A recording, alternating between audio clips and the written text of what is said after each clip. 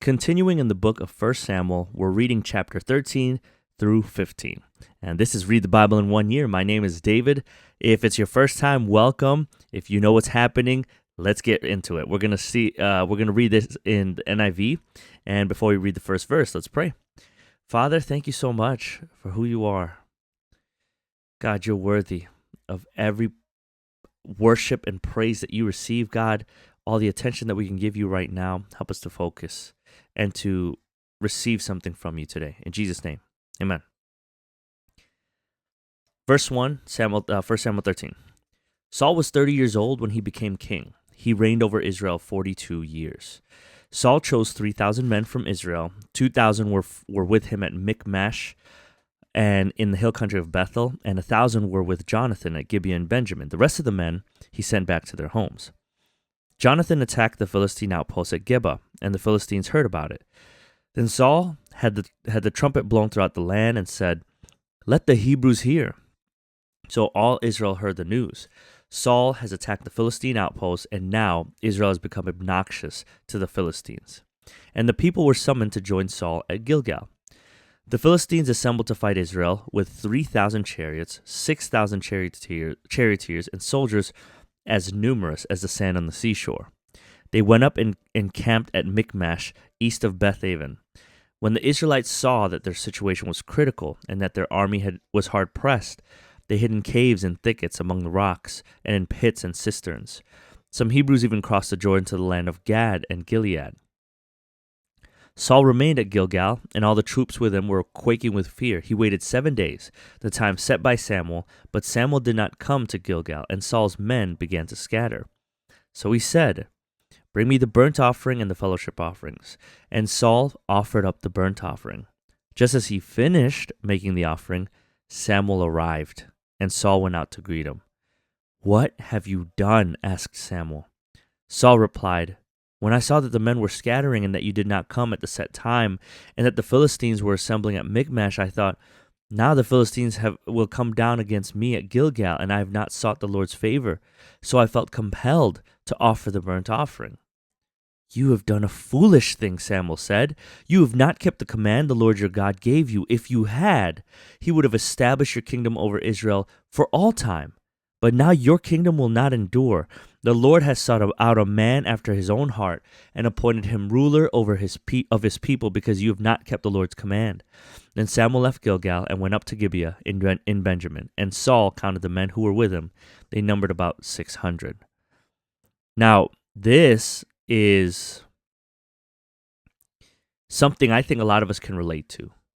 When the pressure is on, the anxiety goes up, and we are tempted to, in our impatience maybe, in our fear, like I said, in our anxiety maybe, we are tempted to make foolish decisions, to make decisions that seemingly are good for us in the moment, but are really just self-preserving, which, obviously to a certain extent, that makes sense. We're supposed to try to preserve ourselves where we can, but when it comes to obeying the Lord or not obeying the Lord, essentially obeying the Lord or obeying yourself, that's the exact thing that Saul was not supposed to do, which is let the pressure make him disobey God.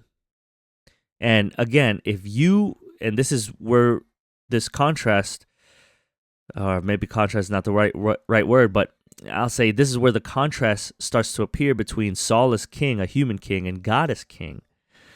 That God, as the Israelites know and talk about, is the one who made the 10 plagues happen to Egypt, who split the Red Sea, who guided them in the desert, who gave them food every day, both bread and meat.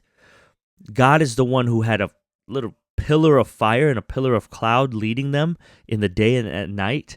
God is the one who was able to hold the sun still so that they could fight in daylight. God was the one who brought down the walls of Jericho when they walked around it, on the seventh day 7 times, and then had a loud shout with all the trumpets. This was God's doing, and God's ability. And if that wasn't convincing enough, I mean, God constantly revealed himself to Moses, and they knew it because Moses was up there on the mountain, and there was thunder, and there was smoke and fire, and they were so afraid to even come near the mountain. If all that wasn't enough, right? All that should have been convincing enough that God, as their king, was an able God, was a mighty God, and is a mighty God, rather, a mighty king. And yet, here you are as the human king, feeling all the weight of the pressure and all the weight of everybody's expectations and fears and anxieties. And he caved. Saul caved under the pressure. God wouldn't, because God is able, God knows. But Saul did. And that's what you get for wanting a human king to be your leader. And so in that pressure, in that anxiety, in that fear, he disobeyed God. Good intentions, fine, but disobeyed God by offering something that wasn't for him to offer, but more specifically, he was supposed to wait for Samuel to offer. So we'll see what happens. Verse 16, Saul and his son Jonathan and the men with them were staying in Gibeah in Benjamin while the Philistines camped at Michmash. Raiding parties went out from the Philistine camp in 3 detachments. One turned toward Ophrah in the vicinity of Shual, another toward Beth Horon, and the third toward the borderland overlooking the valley of Zeboim, facing the wilderness. Not a blacksmith could be found in the whole land of Israel because the Philistines had said, "Otherwise the Hebrews will make sword or spears." So all Israel went down to the Philistines to have their plow points, mattocks, axes, and sickles sharpened. The price was 2/3 of a shekel for sharpening plow points and mattocks, and 1/3 of a shekel for sharpening forks and axes, and for repointing goads. So on the day of the battle, not a soldier with Saul and Jonathan had a sword or spear in his hand. Only Saul and his son Jonathan had them. Now a detachment of Philistines had gone out to the pass at Michmash. That's kind of a crazy thing, right? I mean, that's one of the ways that they were oppressed. They took away their weapons so that they would have no ability to defend themselves. Verse 1 in 1 Samuel chapter 14. One day, Jonathan, son of Saul, said to his young armor-bearer, "Come, let's go over to the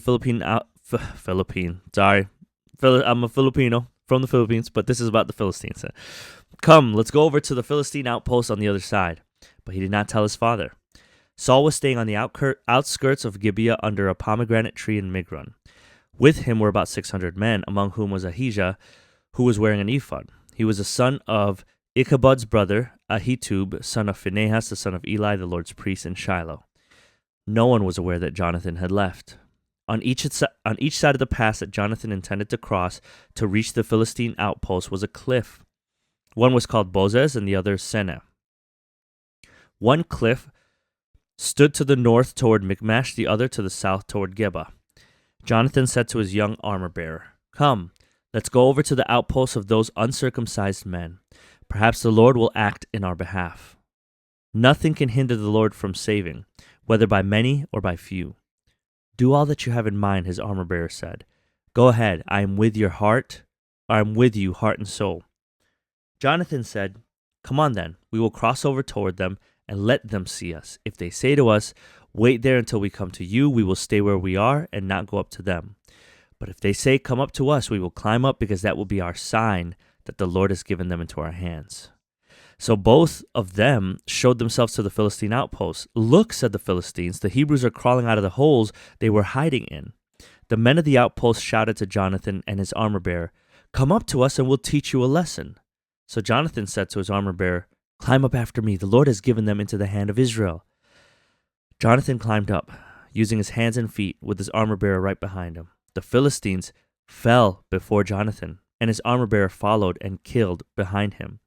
In that first attack, Jonathan and his armor-bearer killed some 20 men in an area of about half an acre. Sheesh. Verse 15. Then panic struck the whole army, those in the camp and field, and those in the outposts and raiding parties, and the ground shook. It was a panic sent by God. Saul's lookouts at Gibeah and Benjamin saw the army melting away in all directions. Then Saul said to the men who were with him, "Muster the forces and see who has left us."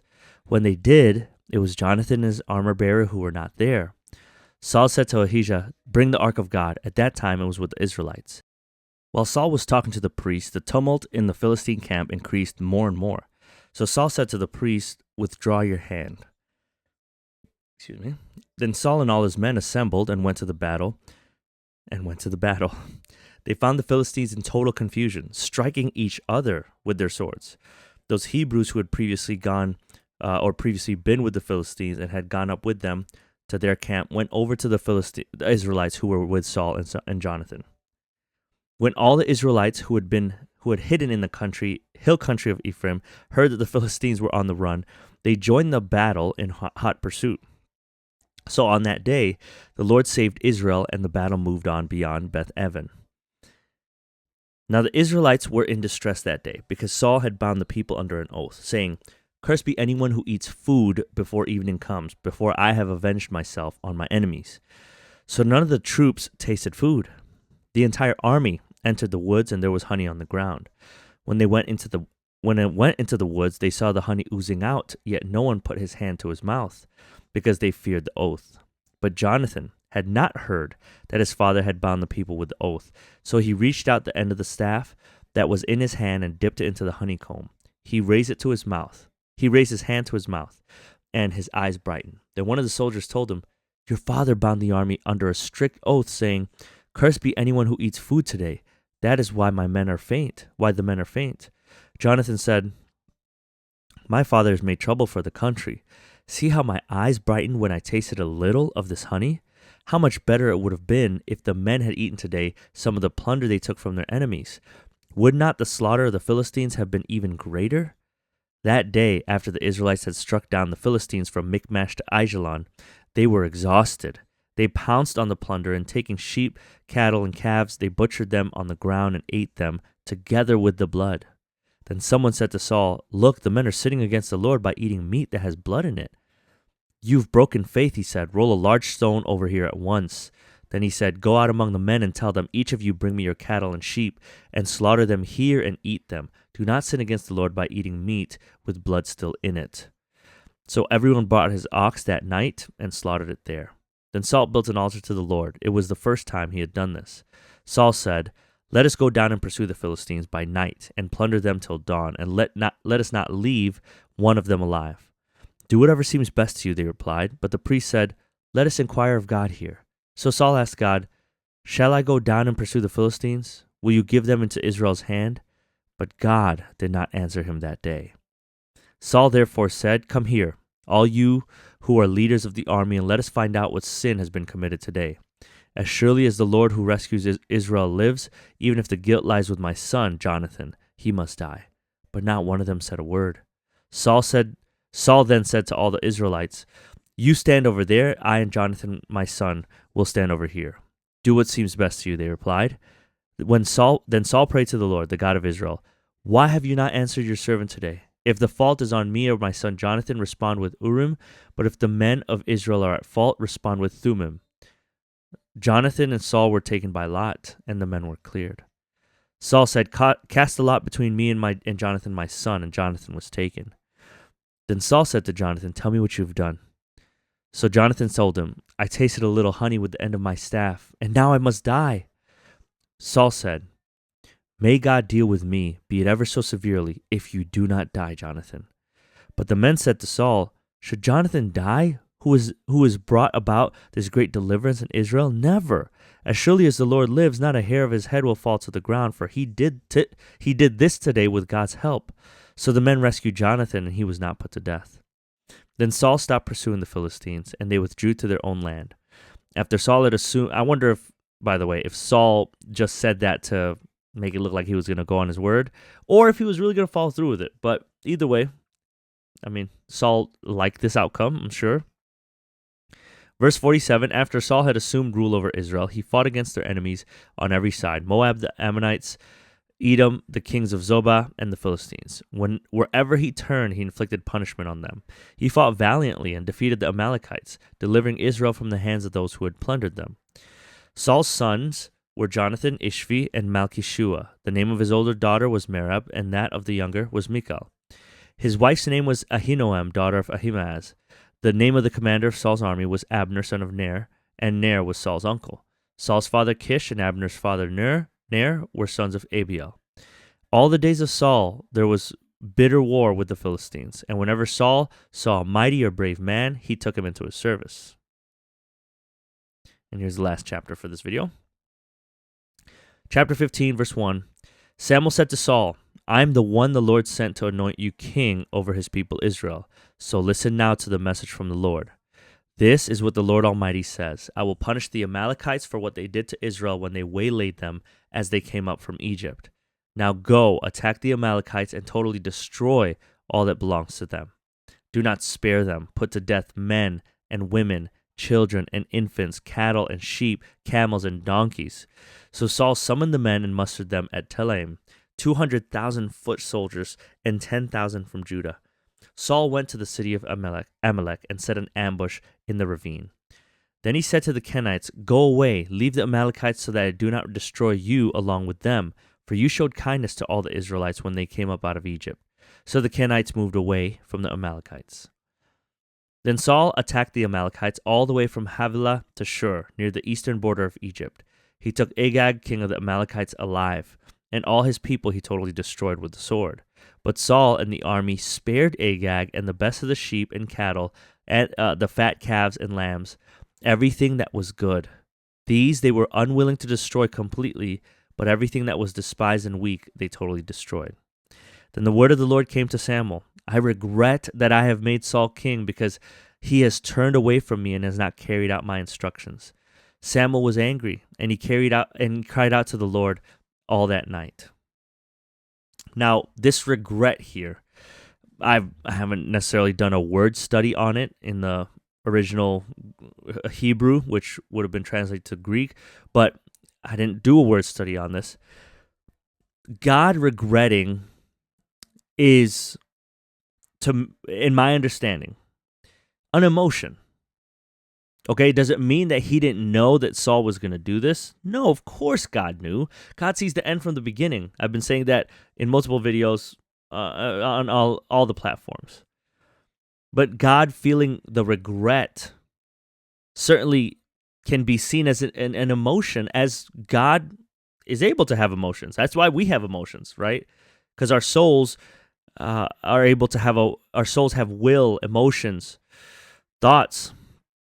I know we think of that as mind, but anyway, not to get too not to pick hairs there. Is that the saying?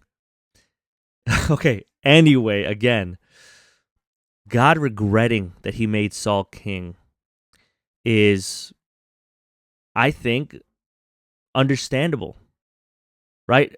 Obviously, God knows, but this further proves that God doesn't control what your free will decisions are.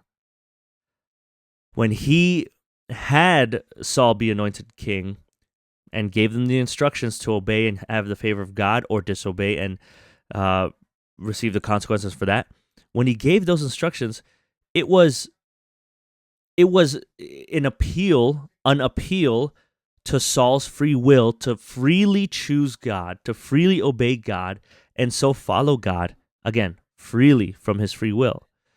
But God always knew that it was going to happen this way, but he didn't force it to happen this way. Just like when we talked about the king of Egypt, or Pharaoh, as he's named, that Pharaoh hardened his own heart first, as the scriptures described. And then at some point it switches to saying that the Lord hardened Pharaoh's heart. Now, which is it? Well, again, it God's sovereign power or sovereignty, his ability to control and be in control at all times, is compatible with our free will being a thing. Like, just because God has all complete control and knows everything doesn't mean that we don't have free will. And maybe that's a philosophical thing that we can discuss in the comments. I would love to. But I don't see them canceling each other out. It's not one or the other. I think they can coexist, and they do coexist. And again, this is one of those examples that God knew, but his regret is a real emotion. His regret is a real emotion that comes from a place of, like, even though he knew, he still didn't want him to disobey God. He just still didn't want him to turn away from him. Anyway, continuing. Verse 12. Early in the morning, Samuel got up and went to meet Saul, but he was told, Saul has gone to Carmel. There he has set up a monument in his own honor and has turned and gone on down to Gilgal. All these are just compounding on top of the first mistake that Saul made, which is to, again, in the pressure, in the heat of the moment, in the anxiety and the fear, he chose to obey his own desires and disobey God's. And it's just stacking up against him at this point. So verse 13, when Samuel reached him, Saul said, "The Lord bless you. I've carried out the Lord's instructions." But Samuel said, "What then is this bleating of sheep in my ears? What is this lowing of cattle that I hear?" Saul answered, "The soldiers brought them from the Amalekites. They spared the best of the sheep and cattle to sacrifice to the Lord your God, but we totally destroyed the rest." "Enough," Samuel said to Saul. "Let me tell you what the Lord said to me last night." And I don't memorize this next part, but I can see where this is going. And I hope you can see where this is going too, right? Saul kept choosing the things that he thought were the right things to do. Okay, good intentions don't matter if it's going to lead you to disobedience to God. They don't matter. If you had a good idea, if you thought that this is what God would have wanted, or that God would understand why you chose this direction or made this decision, instead of actually just obeying what he literally wanted and obeying what God commanded, you're obeying yourself as God in that situation. And so Saul was constantly positioning himself as the God of his own life, but also the God of Israel, in the sense that he chose what was best for him and for Israel, rather than listening to what God wanted, or doing what God wanted, rather. Verse 17, Samuel said, "Although you were once small in your own eyes, did you not become the head of the tribes of Israel? The Lord anointed you king over Israel, and he sent you on a mission saying, go and completely destroy those wicked people, the Amalekites. Wage war against them until you've wiped them out. Why did you not obey the Lord? Why did you pounce on the plunder and do evil in the eyes of the Lord?" But I did obey the Lord. Again, Saul can't even comprehend where he went wrong, because in his mind, his own voice for the decisions that he made, his own voice and internal guidance was the same as God's, in his mind at least. But clearly, he was not perceiving that they were not. It was actually just his sinful nature. It was actually just his selfish desires that he was listening to. "I went on the mission the Lord assigned me. I completely destroyed the Amalekites and brought back Agag their king. The soldiers took sheep and cattle from the plunder, the best of what was devoted to God, in order to sacrifice them to the Lord your God at Gilgal." But Samuel replied, "Does the Lord delight in burnt offerings and sacrifices as much as in obeying the Lord?" Boom, okay? Forget the sacrifice. Here, to obey is better than sacrifice, and to heed is better than the fat of rams. For rebellion is like the sin of divination, and arrogance like the evil of idolatry. But because you have rejected the word of the Lord, he has rejected you as king.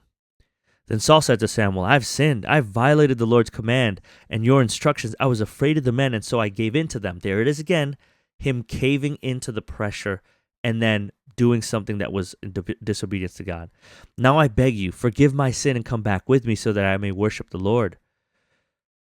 But Samuel said to him, I will not go back with you. You've rejected the word of the Lord, and the Lord has rejected you as king over Israel."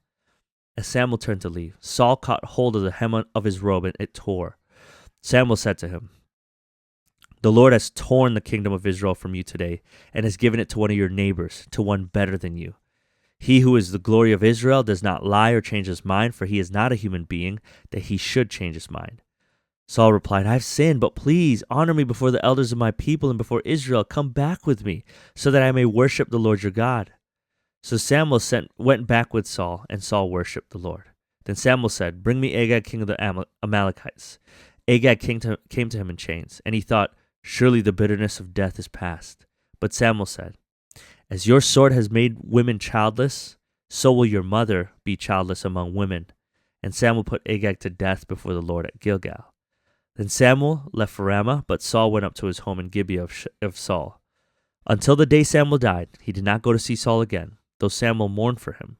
And the Lord regretted that he had made Saul king over Israel. That's the reading for today. God bless you. We're going to get to 1 Samuel chapter 16 in the next video.